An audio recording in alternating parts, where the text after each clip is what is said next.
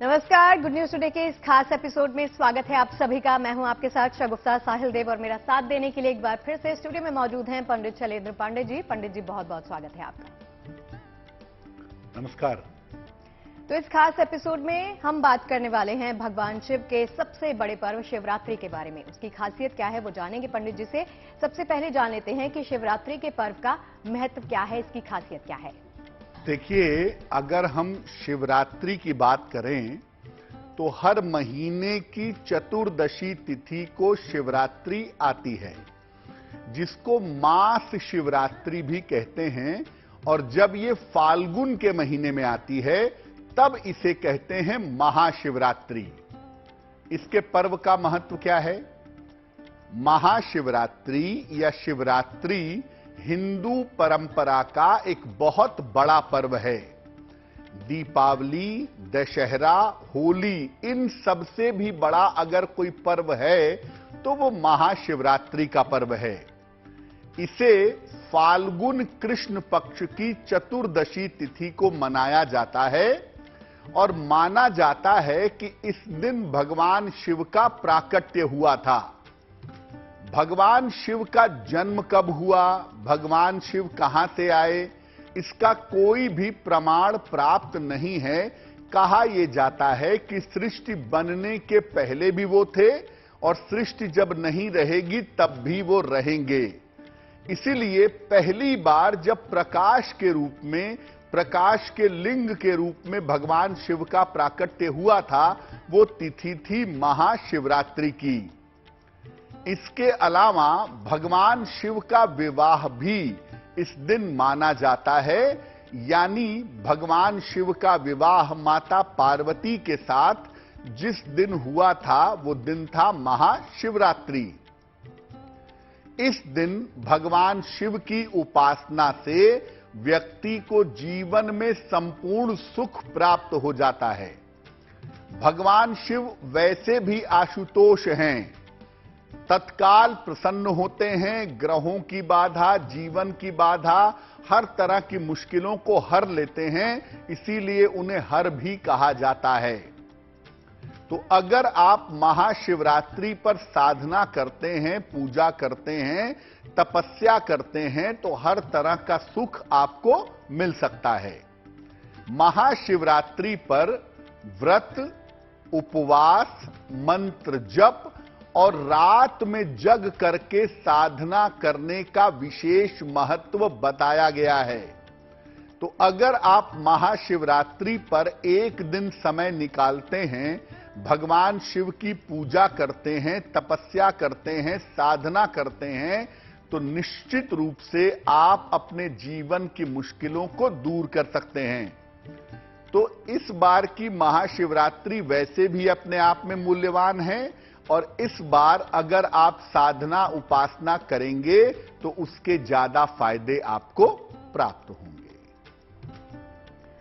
तो शिवरात्रि की महिमा क्या है ये आपने जान लिया पंडित जी से। अब इसको आगे बढ़ाते हैं और पंडित जी से जानते हैं कि इस बार की शिवरात्रि महत्वपूर्ण क्यों है, खासियत क्या है इसकी पंडित जी। बिल्कुल शगुफ्ता, जैसा मैंने पहले भी कहा कि शिवरात्रि और महाशिवरात्रि अपने आप में ही बहुत मूल्यवान होती है, अपने आप में ही बहुत महत्वपूर्ण होती है। और इस बार की जो महाशिवरात्रि है उस पर बड़े सुंदर संयोग बने हुए हैं, बड़े सुंदर योग बने हुए हैं। अगर हम महासंयोगों की बात करें जो महाशिवरात्रि पर बने हैं तो उसको समझने की जरूरत है कि ये महासंयोग महाशिवरात्रि पर कैसे फायदा पहुंचाएंगे। वैसे तो महाशिवरात्रि पर या शिवरात्रि पर हर तरह की मनोकामना पूरी की जा सकती है, लेकिन इस बार महाशिवरात्रि पर कई बड़े महासंयोग भी बन गए हैं। इसमें शनि का पंच महापुरुष योग बन गया है, जिसे हम कहते हैं शश। शनि कुंभ राशि में विद्यमान है और वहां पर बैठ करके शश नामक पंच महापुरुष योग बना रहे हैं। शनि का इतना मजबूत होना रोजगार देने के लिए बड़ा शुभ हो गया है। जो लोग रोजगार की समस्याओं के लिए परेशान हैं कि रोजगार की प्राप्ति नहीं हो पा रही, उनके लिए ये महाशिवरात्रि चमत्कार कर सकती है। साथ ही साथ शुक्र का और बृहस्पति का प्रबल होना भी धन के लिए शुभ स्थितियां बना रहा है। यानी एक तरफ रोजगार की बेहतर व्यवस्था हो रही है और दूसरी तरफ धन के लिए शुभ स्थितियां बन गई हैं। इस बार की महाशिवरात्रि पर रोजगार की मुश्किलें भी दूर की जा सकती हैं और धन और विवाह संबंधी तमाम समस्याओं को भी दूर किया जा सकता है। तो इस बार की महाशिवरात्रि पर अगर आप महासंयोगों का फायदा उठाते हैं तो निश्चित रूप से अपनी तमाम समस्याओं को इस महाशिवरात्रि पर आप दूर कर पाएंगे। तो शिवरात्रि पर कौन से महासंयोग बन रहे हैं, ये पंडित जी से जान लिया आपने, इसकी खासियत क्या है वो भी समझ लिया। अब ये जानते हैं कि अगर आप तमाम तरह के उपाय करना चाहते हैं महाशिवरात्रि पर अपनी जिंदगी की दिक्कतों को दूर करने के लिए, तो फिर क्या करना चाहिए? देखिए, सरल तरीके से आप भगवान शिव की पूजा कर सकते हैं और उसके लिए सामान्यतः लोग सुबह के समय जा करके शिवलिंग पर जल चढ़ाते हैं, बेलपत्र, भांग, धतूरा, दूध, दही आदि समर्पित करते हैं और भगवान शिव के लिए उपवास रखते हैं, पूजा करते हैं। ये एक सामान्य तरीका है। लेकिन मैं बता दूं कि महाशिवरात्रि पर रात्रि की पूजा महत्वपूर्ण होती है। इसको शिवरात्रि कहते हैं, शिव दिवस नहीं कहते हैं। वैसे तो भगवान शिव हर समय पूजे जा सकते हैं, लेकिन महाशिवरात्रि पर रात के समय पूजा जरूर करिएगा। 11 बजे से 1 बजे के बीच में शिवलिंग पर जल चढ़ाइएगा, बेलपत्र, धतूरा आदि अर्पित करिएगा और उसके बाद भगवान शिव का जो पंचाक्षरी महामंत्र है नमः शिवाय, इस मंत्र का जितना संभव हो आप जप करिएगा। ये छोटा सा तरीका मध्य रात्रि में भगवान शिव की पूजा आपके जीवन की तमाम मुश्किलों को दूर कर देगी। इसलिए इस बार की महाशिवरात्रि पर मध्य रात्रि में पूजा अवश्य करिएगा। तो चलिए, शिवरात्रि पर कौन सी पूजा पाठ आपके तमाम दिक्कतों को दूर करेंगे वो हमने समझ लिया। अब ये समझते हैं कि शिवरात्रि पर अगर रोजगार से जुड़ी हुई तमाम दिक्कतें आपको परेशान कर रही हैं तो पंडित जी उसके लिए क्या समाधान करना चाहिए? महाशिवरात्रि पर अगर रोजगार से जुड़ी हुई समस्याएं हैं, आप नौकरी करते हैं, नौकरी में सफलता नहीं मिल पा रही, या बहुत समय से प्रयास कर रहे हैं कि आपको नई नौकरी मिल जाए, उसकी व्यवस्था नहीं हो पा रही, तो महाशिवरात्रि की मध्य रात्रि को आप रोजगार की प्राप्ति के लिए उपाय कर सकते हैं। महाशिवरात्रि की रात्रि को सफेद वस्त्र धारण करना है आपको, श्वेत वस्त्र पहनिए। अगर महिला हैं तो सफेद के साथ लाल रंग की कोई ओढ़नी या लाल रंग का कोई दुपट्टा भी आप ले सकती हैं। भगवान शिव के सामने घी का एक दीपक जलाइए, एक मुखी दीपक, और भगवान शिव को एक बड़ा दाना रुद्राक्ष का अर्पित करिएगा। कितना मुखी भी रुद्राक्ष हो सकता है, वैसे अगर 5 मुखी हो तो बहुत अच्छा होगा। इसके बाद कम से कम 11 माला, 11 गुणे 108 बार, 11 into 108, इतने बार नमः शिवाय का जप आपको करना है। और जप करने के बाद भगवान शिव से रोजगार में सफलता की प्रार्थना करनी है। आपको प्रार्थना करनी है कि मेरे रोजगार की जो दिक्कतें हैं वो दूर हो जाएं, मुझे जो बेहतर नौकरी मिलनी है वो मिल जाए, मेरा जीवन बेहतर हो जाए। और प्रार्थना करने के बाद जो रुद्राक्ष आपने शिव जी को अर्पित किया था, उसको लाल धागे में डाल करके अपने गले में पहन लीजिएगा। इस रुद्राक्ष को गले में धारण करके मांस मदिरा का सेवन आप बिल्कुल मत करिएगा, क्योंकि महाशिवरात्रि की मध्य रात्रि को आपने मंत्रों द्वारा इस रुद्राक्ष को सिद्ध किया है। ये बहुत चमत्कारी प्रभाव आपको जीवन में देगा, लेकिन अगर आप इसको पहन करके मांस मदिरा का सेवन करेंगे तो इसका प्रभाव भंग हो जाएगा। ये आपके लिए लाभकारी नहीं रहेगा। तो देखिए, महाशिवरात्रि के मौके पर हम आपको लगातार बता रहे हैं कि किस प्रकार से जीवन की दिक्कतों को दूर करना है।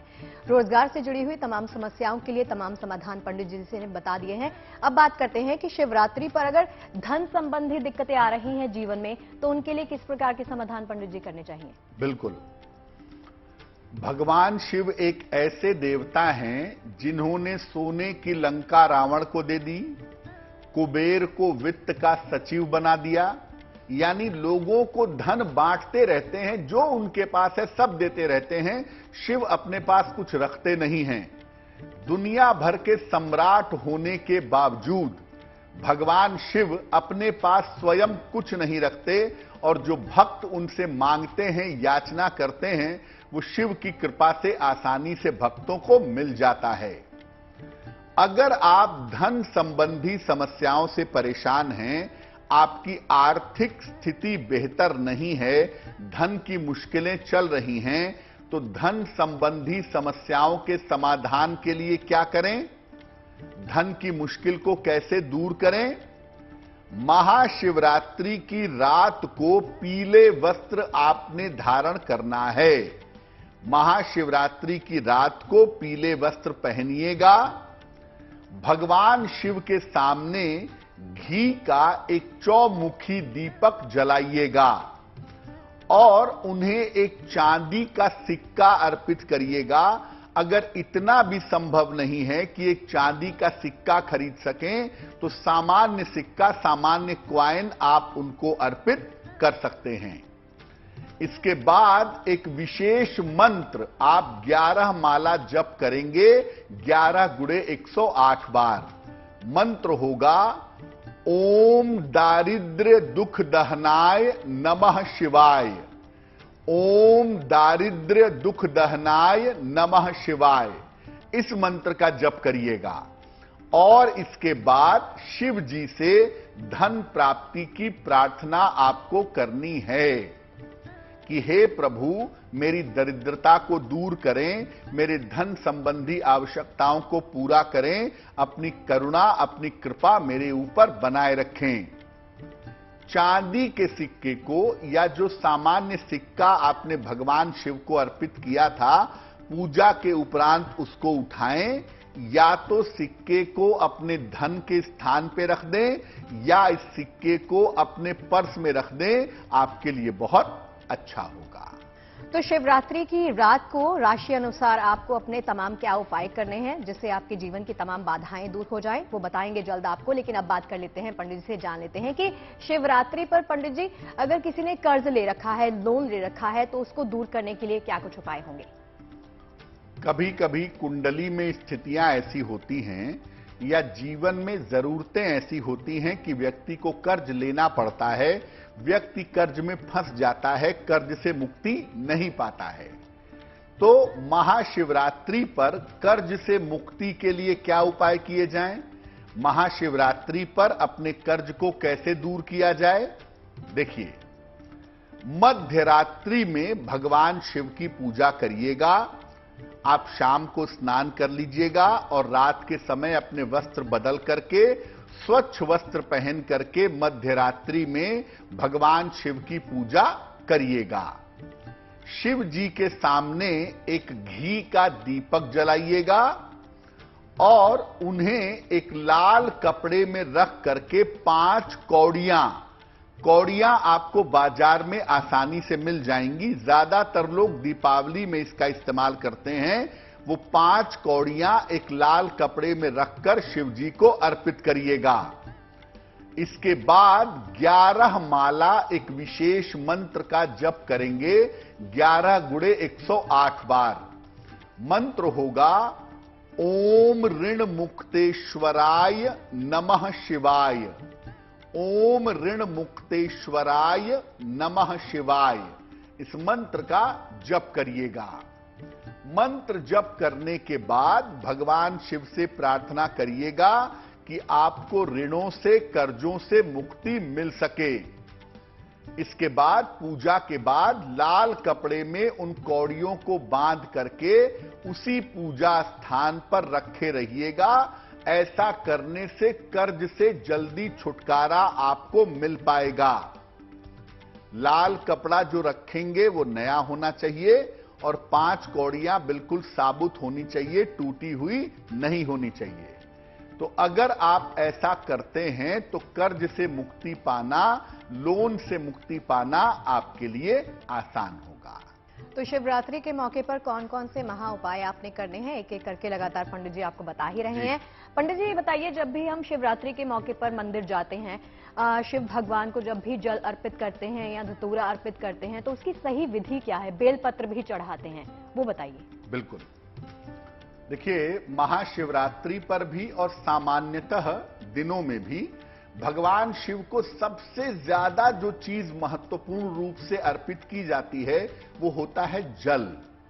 जल अर्पित करना भगवान शिव को सबसे ज्यादा जरूरी है। आप कुछ अर्पित करें या ना करें, लेकिन जल तो आपको चढ़ाना ही चाहिए। और अगर आप कुछ और अर्पित कर भी रहे हैं तो उसके साथ भी आपको जल अर्पित करना चाहिए। बेलपत्र भगवान शिव को चढ़ता है, भांग और धतूरा भगवान शिव को चढ़ता है, तो ये भी आप शिवलिंग पर अर्पित कर सकते हैं। सबसे पहले आपको अर्पित करना चाहिए बिल्व पत्र या बेलपत्र। एक बेलपत्र में 3 पत्ते होते हैं, एक ऊपर की तरफ और 2 अगल बगल की तरफ। ये पत्ते खंडित या टूटे हुए नहीं होने चाहिए और बेलपत्र को जो चिकना वाला हिस्सा है उस तरफ से आप ले करके शिवलिंग पर रख देंगे, अर्पित कर देंगे। अब वैसे तो देखिए 108 बेलपत्र अर्पित करना या 9 बेलपत्र अर्पित करना, 27 बेलपत्र अर्पित करना ज्यादा शुभ होता है, लेकिन हो सकता है कि आपको न मिल पाए। तो ऐसी स्थिति में एक ही बेलपत्र को आप धो धोकर 100 बार भी चढ़ा सकते हैं। यानी आपने एक बेलपत्र लिया, उसको शिवलिंग पर चढ़ाया, प्रणाम किया शिव जी को, फिर बेलपत्र को उठाया, जल से धोया, फिर वही बेलपत्र चढ़ा दिया। और बेलपत्र जब भी आप चढ़ाते हैं या जब भी आप जल अर्पित करते हैं, आप मन ही मन में नमः शिवाय नमः शिवाय नमः शिवाय दोहराते रहिए, वो अच्छा रहेगा आपके लिए। पहले बेलपत्र, फिर भांग धतूरा और फिर जल। और जल ऐसे नहीं कि ले गए और लोटे से पानी उड़ेल दिया, ऐसा नहीं। जल की पतली सी धारा बना करके धीरे धीरे धीरे धीरे वो जल धारा शिवलिंग पर गिराई जाती है। और जब आप जल की धारा अर्पित कर लेंगे तब आप शिवलिंग की अर्ध परिक्रमा करेंगे। शिवलिंग की पूरी परिक्रमा नहीं होती, उसके आगे वाले हिस्से को, वेदी को लांघा नहीं जाता है। तो शिवलिंग की आधी परिक्रमा करिए, अर्ध परिक्रमा करिए और भगवान शिव को प्रणाम करके चले आइए। अगर आपके मन में कोई पाप भाव है या आपके मन में कोई गलतियों के लिए प्रायश्चित करना चाहते हैं, या आपको लगता है कि भाई जीवन में गलती हो गई, मुझसे पहले पाप हुए थे, गलतियां हुई थी, उनसे मुझे मुक्ति मिले, तो बेलपत्र चढ़ाना बहुत ही जरूरी है। त्रिदलम त्रिगुणाकारम त्रिनेत्रम च त्रियायुधम त्रिजन्मम पाप संघारम एक बिल्वम शिवार्पणम। भगवान शिव को बिल्व पत्र अर्पित करने से 3 जन्म के पापों का नाश होता है और भगवान शिव की विशिष्ट कृपा प्राप्त होती है। तो महाशिवरात्रि पर कुछ कर पाए या ना कर पाए, बिल्व पत्र और जल उनको अवश्य ही अर्पित करिएगा। तो शिवरात्रि के मौके पर सही विधि क्या है शिव भगवान को जल अर्पित करने की, वो जान लिया आपने पंडित जी से। अब ये जानते हैं कि कोई भी शख्स अगर शीघ्र विवाह करना चाहता है, पंडित जी कहते हैं कि भगवान शिव को प्रसन्न करने से आपकी शादी जल्दी हो जाती है, तो इसके लिए क्या कुछ उपाय करने चाहिए? इस पूरी सृष्टि में अगर कोई आदर्श पति है तो वो शिव हैं। शिव और पार्वती को आदर्श पति पत्नी माना जाता है। बाकी किसी भी देवी देवता को यह दर्जा प्राप्त नहीं है। और शिव एकमात्र पति ऐसे हैं जिन्होंने अपनी पत्नी की रक्षा के लिए, अपनी पत्नी की मर्यादा और मान की रक्षा के लिए दुनिया भर में विध्वंस मचा दिया था। तो शिव जैसा पति पाना हर महिला चाहती है और मां पार्वती जैसी समर्पित पत्नी हर पति चाहता है। तो आप पुरुष हों या स्त्री हों, अगर आप शीघ्र विवाह करना चाहते हैं तो शिवरात्रि पर क्या करेंगे? पीले वस्त्र धारण करके भगवान शिव की पूजा करिएगा। आप महिला हों या आप पुरुष हों, अपनी उम्र के बराबर बेलपत्र ले लीजिएगा और शिवलिंग पर एक एक करके बेलपत्र अर्पित करिएगा। मान लिया आपकी उम्र है 36 साल, शादी नहीं हो पाई, तो आप 36 बेलपत्र ले लें, एक एक करके बेलपत्र शिवलिंग पर अर्पित करें और हर बेलपत्र के साथ कहें नमः शिवाय, नमः शिवाय, नमः शिवाय। ये कह के एक एक बेलपत्र शिवलिंग पर चढ़ाएं, उसके बाद जल चढ़ाएं और शीघ्र विवाह की प्रार्थना करें। इसको आप और भी अचूक उपाय बना सकते हैं। अगर आप हर बेलपत्र पर चंदन से राम लिख लें और उसके बाद बेलपत्र चढ़ाएं तो इसके प्रभाव अनंत गुना होंगे। यानी राम लिखे हुए बेलपत्र चढ़ा करके आप अपनी कोई भी मनोकामना पूरी कर सकते हैं। और चलिए अब ये जानते हैं पंडित जी से कि राशि अनुसार शिवरात्रि पर रात के वक्त अगर आप शिव जी को प्रसन्न करना चाहते हैं, अपनी जीवन की बाधाओं को दूर करना चाहते हैं, तो फिर क्या कुछ पूजा विधि करनी चाहिए, क्या कुछ अर्पित करना चाहिए? पंडित जी ये बताइए। हम आपको अलग अलग राशियों के हिसाब से बताते हैं कि अलग अलग राशि के लोग शिवलिंग पर शिवरात्रि की रात को क्या अर्पित करेंगे और उससे उनको किस तरह के विशेष फायदे प्राप्त होंगे। देखिए, अगर हम मेष राशि की बात करें तो आप भगवान शिव को पुष्प यानी फूल अर्पित करिएगा। याद रखिए, शिवलिंग पर केतकी का फूल नहीं चढ़ाया जाता, तो आप शिवलिंग पर केतकी का फूल मत चढ़ाइएगा। गुलाब का फूल, कमल का फूल या गेंदे का फूल शिव जी को अर्पित करिएगा। आपके स्वास्थ्य में जो दिक्कतें चली आ रही हैं, आपके रोजगार में जो समस्याएं चली आ रही हैं, आपके स्वास्थ्य की दिक्कत, आपके रोजगार की बाधाएं दूर हो जाएंगी। वृषभ राशि, भगवान शिव को आपको दही और जल अर्पित करना है। पहले आप थोड़ी सी दही लेकर के शिवलिंग पर दोनों हाथों से लगा दें और उसके बाद जल की धारा शिवलिंग पर अर्पित करें। ऐसा करने से संपन्नता मिलेगी आपको और आपका वैवाहिक जीवन सुखद होगा, बेहतर होगा। तो अगर आप चाहते हैं या आप चाहती हैं कि आपका वैवाहिक जीवन बेहतर हो, आपको संपन्नता मिले, प्रॉस्पेरिटी मिले, तो महाशिवरात्रि की महारात्रि को आप शिवलिंग पर दही और जल अर्पित करें। मिथुन राशि, भगवान शिव को बेलपत्र अर्पित करना है आपको और बेलपत्र के साथ साथ जल भी अर्पित करना है। भगवान शिव को बेलपत्र अर्पित करें, जितना चाहें करें। कम से कम 9 बेलपत्र या 21 बेलपत्र अर्पित करना अच्छा होगा। तो भगवान शिव को बेलपत्र अर्पित करें, जल अर्पित करें और प्रार्थना करें आपके करियर की जो भी बाधा है, आपके करियर की जो भी समस्या है या आपके संतान पक्ष की जो भी समस्या है, वो समस्या निश्चित रूप से दूर हो जाएगी। कर्क राशि, आपको शिवलिंग पर दूध अर्पित करना है, लेकिन बहुत सारा दूध अर्पित मत करिएगा। 1 लोटा जल लीजिएगा, उसमें 1 चम्मच दूध डालिएगा प्रतीकात्मक रूप से और ये जल आप शिवलिंग पर अर्पित करेंगे।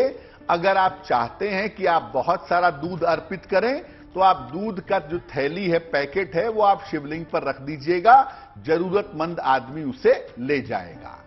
अन्यथा 1 लोटे जल में 1 चम्मच दूध मिला करके प्रतीकात्मक रूप से ये जल आप शिवलिंग पर अर्पित करिएगा।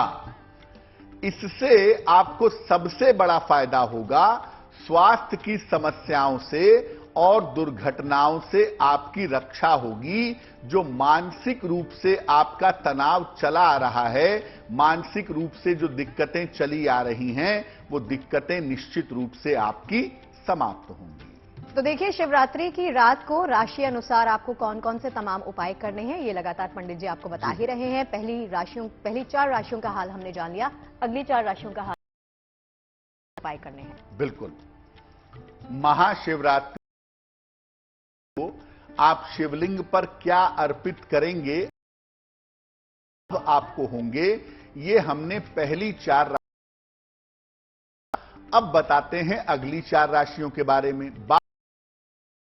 राशि की सिंह राशि के लोग महाशिवरात्रि पर शिवलिंग पर गन्ने के इक्षु रस कहते हैं इसको, बहुत ही ज्यादा प्रभावशाली चीज मानी जाती है। तो रस और जल आपको अर्पित करना है, से आपको संपन्नता मिलेगी। हुई अगर कोई दिक्कत है, चाहे वो संतान हो या संतान की उन्नति का मामला, आपका हल होगा। तो संपन्नता भी से जुड़ी हुई बाधाएं भी आपकी दूर होंगी। पर गन्ने का रस और जल अर्पित करते हैं। कन्या राशि, आप शिवलिंग पूरा अर्पित करें। भांग और फल आपको शिवलिंग पर अर्पित करने हैं, जल भी अर्पित करना है। अगर हैं तो आपका तनाव कम होगा, जीवन में स्थिरता आएगी, जीवन होगा। तो कन्या राशि के लोगों के तनाव है, आजकल बेवजह की चिंताएं हैं, उपाय आप कर लीजिए, आपका तनाव दूर हो जाएगा। पूरा और साथ में जल, ये आप टेंशन आपकी दूर हो जाएगी और की प्राप्ति होगी। शिवलिंग पर आपको इत्र या सुगंध, गुलाब का इत्र, चंदन का इत्र, केवड़े का इत्र या केवड़ा अर्पित नहीं करें। गुलाब का इत्र या गुलाब की सुगंध आप अर्पित करें, बहुत अच्छा होगा। जल भी अर्पित करें। आपके विवाह हो नहीं पा रहा है तो भी है, वैवाहिक जीवन की बाधा है तो भी, कि जितनी भी आपकी बाधाएं हैं वो बाधाएं दूर हो जाएंगी। भगवान शिव को अबीर और गुलाल, अब इसका तरीका थोड़ा सा अलग है। पहले, उसके बाद अबीर और गुलाल शिवलिंग। अबीर गुलाल मूलतः भगवान शिव के है, तो पहले आप जल अर्पित करिएगा, पर अबीर गुलाल लगा दीजिएगा। तो विवादों से, मुकदमेबाजी भी तरह के तनाव से आप बचे रहेंगे। मुकदमेबाजी और तनाव से आपको छुटकारा, आप ऐसा करते हैं। शिवरात्रि की शिवरात्रि की रात को राशि अनुसार आपको कौन कौन से महा उपाय करने आपको बता रहे हैं। अंतिम 4 राशियों का भी हाल पंडित जी से जान लेते हैं, से उपाय करने हैं। अब आपको बताते हैं कि महाशिवरात्रि की प्रयोग करें और उससे किस तरह के लाभ आप। अगर हम धनु राशि की बात करें तो महाशिवरात्रि की रात को घी का एक दीपक जलाएं। दीपक घी का जलाइएगा और भगवान करिएगा और उनसे प्रार्थना, हर कार्य में सफलता मिलेगी और आपको परेशान नहीं करेगी। धनु राशि वैसे उतर चुकी है लेकिन थोड़ी बाकी है, इसलिए आप उनकी आरती दीपक जलाएं। आपके जीवन की तमाम तरीके निश्चित रूप से दूर होंगी। भगवान शिव को तिल और जल आपको अर्पित 1 लोटा जल ले लें, उसमें थोड़े से तिल डालें, काले तिल, और ये जल आपको शिवलिंग पर समर्पित करना है। ऐसा करने से आपको संतान पक्ष के मामले में लाभ होगा, संतान पक्ष की दिक्कतें दूर होंगी और वैवाहिक पक्ष की समस्याओं में भी आपके सुधार होगा। तो संतान का मामला और विवाह का मामला, ये दोनों ही मामले आपके हल हो जाएंगे अगर आप तिल मिला हुआ जल शिवलिंग पर अर्पित करते हैं महाशिवरात्रि की रात को। कुंभ राशि, भगवान शिव को आप जल और बेलपत्र अर्पित करेंगे। पहले बेलपत्र अर्पित करेंगे, उसके बाद जल शिवलिंग पर चढ़ाएंगे। मानसिक शांति मिलेगी। बेवजह की चिंताएं, बेवजह की अशांति, बेवजह का डर, भय आपको परेशान कर रहा है, तो आपको मानसिक शांति भी मिलेगी और आपके क्रोध पर नियंत्रण भी होगा। मेंटली आप ठीक होंगे, आपका एग्रेशन थोड़ा कम होगा। और अंतिम राशि की बात करें, मीन राशि की, तो आप भगवान शिव को चंदन अर्पित करिएगा। पहले आप सफेद चंदन दोनों हाथों से शिवलिंग पर लगा लेंगे, उसके बाद जल की धारा शिवलिंग पर समर्पित करेंगे। ऐसा करने से आपका स्वास्थ्य उत्तम बना रहेगा और सामान्यतः आपको धन की कमी नहीं होगी। तो महाशिवरात्रि पर अलग अलग राशि के लोग अपने राशियों के हिसाब से अगर अलग अलग चीज अर्पित करते हैं, भगवान शिव से प्रार्थना करते हैं, तो जो वर्तमान में उनके जीवन में समस्याएं चली आ रही हैं, उन समस्याओं से आपको छुटकारा मिलेगा। आपको बहुत चिंता करने की जरूरत नहीं रहेगी। तो पंडित जी, जैसे हम सभी जानते हैं कि महाशिवरात्रि पर भगवान शिव का विवाह हुआ था, तो ये बताइए कि इस मौके पर, इस पर्व पर भगवान शिव के साथ पार्वती जी की उपासना करना हमारे लिए फलदायी साबित होगा? बिल्कुल। देखिए शगुफ्ता, आप जब भी महाशिवरात्रि पर भगवान शिव की पूजा करते हैं तो माता पार्वती की पूजा करनी ही है आपको। और मूलतः महाशिवरात्रि पर हम पूजा किसकी करते हैं? हम पूजा करते हैं शिवलिंग की। अगर आप शिवलिंग को देखें तो जो उसका लिंग भाग है वो शिव है, और उसके चारों तरफ की जो वेदी है वो है मां पार्वती, शक्ति। तो मूलतः शिवलिंग को संपूर्ण रूप में अगर आप देखेंगे तो वो शिव और शक्ति दोनों विद्यमान हैं। तो जब आप महाशिवरात्रि पर पूजा करते हैं तो भगवान शिव और माता पार्वती की दोनों की पूजा आप करते हैं।